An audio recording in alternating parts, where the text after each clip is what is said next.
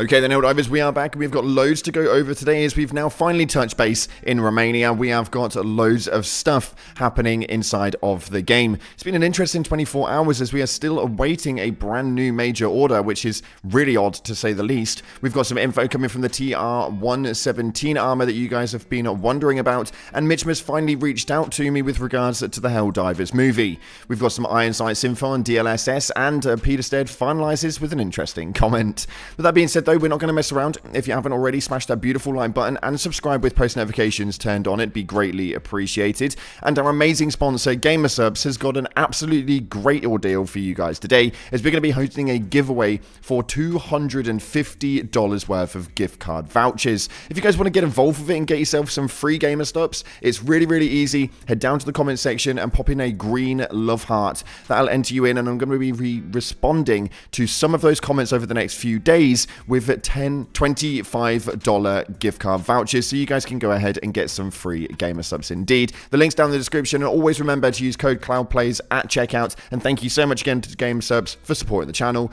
Let's dive on into the game and see what it is that's happening right now. With that being said, though, we're in a weird spot right now as we are still awaiting orders from Super Earth High Command with no major order in the books, at least at the point of recording. Seems to be a very strange one, as it's not very often that we have to wait numerous days on end before anything actually comes up, which is leading the community to get a little bit rampant on the factor that they reckon this next one could be a really big move, especially coming from the Illuminate or the Gloom. As to what it is that you guys think is going to happen, let me know via the comment section below, but I think it could be about time now, it being in January, and we've got some big moves coming after the holidays. Now we know that a load of them are back in office.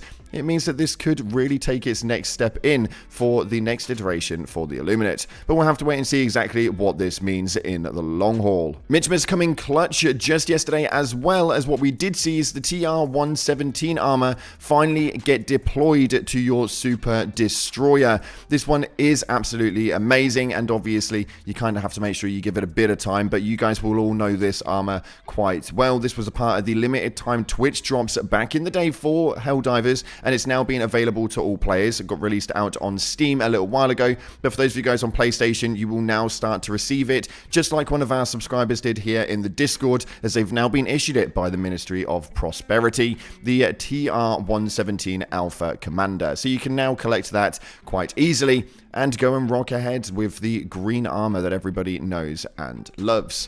We also yesterday were talking about the Helldivers movie because we were wondering how much Arrowhead were actually going to be involved. And we did reach out to Mitchmas for a statement by stating, does this mean that Arrowhead will at least have some input in the project, if any? Because I think that it's kind of important that Arrowhead will be involved with it. Sony Productions are pretty renowned for making bad decisions, at least when they are left to their own accord. Now, Mitchmas actually reached out to me and stated the following: I'd say we will be involved to some extent, but it is all above my pay grade. My only request is that Craig Lee Thomas for casting. Now, this is an interesting concept. Obviously, Arrowhead need to have a dipped in toe per se, so that it does not flop and fail, and fingers crossed that's exactly what ends up happening, and we can actually get some interesting stuff come from the film. Now, obviously, we're not going to talk about it much after this, mainly because this is going to be a high production quality for the next couple of years, I'd like to say, or at least that's generally how movie media tends to work. We may not be looking at this until the end of 2026, or maybe even the start of 2027. So that'll be the movie pretty much boxed off now until we start getting trailers and stuff, so we'll have to wait and see. But I quite like the concept of Craig Lee Thomas actually in there forecasting. He's pretty much the face of Helldivers at this point, so he may as well be in there somewhere. Now, we're going to talk about the Dlss. This isn't really a leak per se, although Iron Sights is a huge leaker in the scene. He had quite a lot of information with regards to the in-game files on the Dlss for what it is that you guys were asking about. He stated right here that getting a lot of questions about Dlss being added to Helldivers 2 recently. The engine supports Dlss, however, it is not implemented. There are also no signs that it's been actively worked on. Here are some values currently present in the files, and as you can see, it states Dlss offset, Dlss scaling, and FSR offset AMD.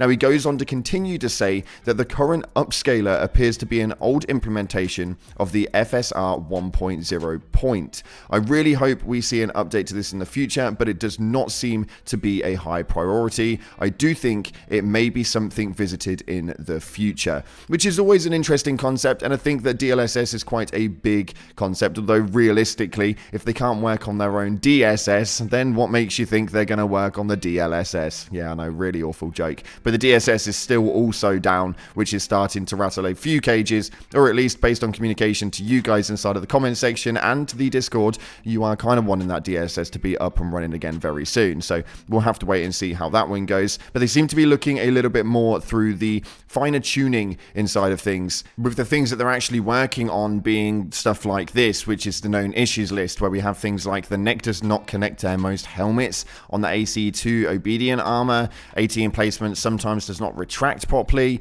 the more fine-tuned objects, and it seems that we're going to have something else on the list very soon, because somebody posted up about the SamSite logo being a microwave and that it needed reworking, and Peterstead actually agreed with it by stating, agree, I don't know why it's a microwave. So the likelihood is we'll start to see some of those more smaller details start making a change over the next few months, and it seems that the microwave thing may well actually be depleting and disappearing. Who knows? Now, for those of you Martel divers, we do have some negative information coming in the mix, as we seem to have fumbled the bag big time. For those of you guys who don't know, Martel has been pretty much segregated on its own, and we had no reinforcements, with the decay rate being at a 0%, meaning that Martel was one of those planets that you could easily take. There have been thousands of divers over there fighting and fighting and fighting, almost a bit like we had on the creek trying to get that one cleared off, and it appears that with no major order, Joel has decided to,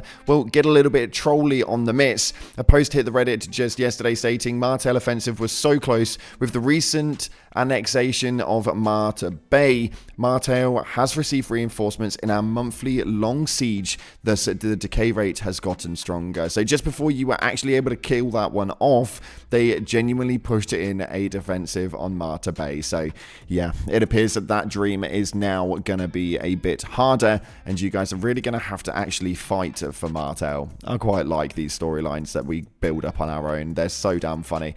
Anyhow, moving on to this next post. This was a really popular post that I really wanted to talk about, mainly because I am a fan of the gas stuff inside of the game, and I don't think it gets enough attention, and apparently so do you guys. This one states right here, these things need a redesign / buff. Nobody uses them, with the chemical agents having the sterilizer and the guard dog breath.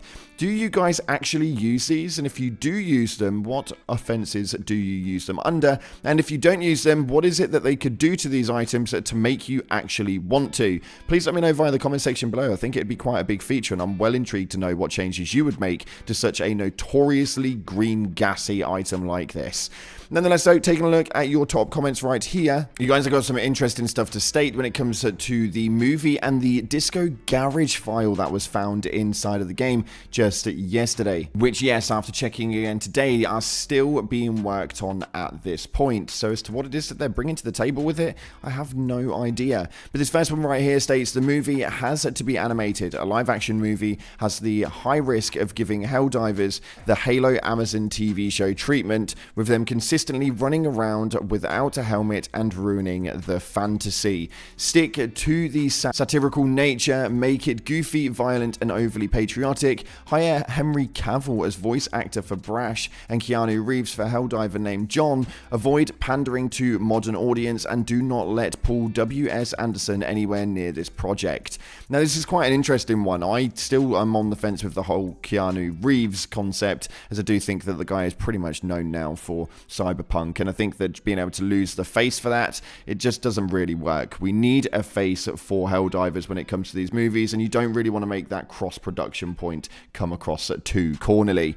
But this next one right here states, Disco Garage is very obvious. Disco Garage Games is a games development studio located in Stockholm, who have reportedly been contacted by Arrowhead to help in developing for Helldivers 2, because they are too small to manage Helldivers 2, as it has blown far past any expected success and player number. They supposedly did a good bit of the development for the Illuminate release, and are one of the reasons we got to see it so soon. Now, I didn't actually even think about that one, but that is definitely true. Disco Garage Games is a development studio that's been working alongside Helldivers, and they did have a massive part to do with the Illuminate. So, actually, yeah, I'm quite intrigued to know what's behind that file now. What is it that they're actually working on? Nonetheless, so that's unfortunately we've got time for today. Make sure you get involved with our giveaway with Gamer Subs. Massive shout out to them again. It's a green heart in the comment section. You might win a free $25 giveaway card. Simple, simple, simple. Thanks again for watching, guys. Appreciate you all. If you haven't already, like, subscribe, and as always, up until the next time, I'll see you in the clouds.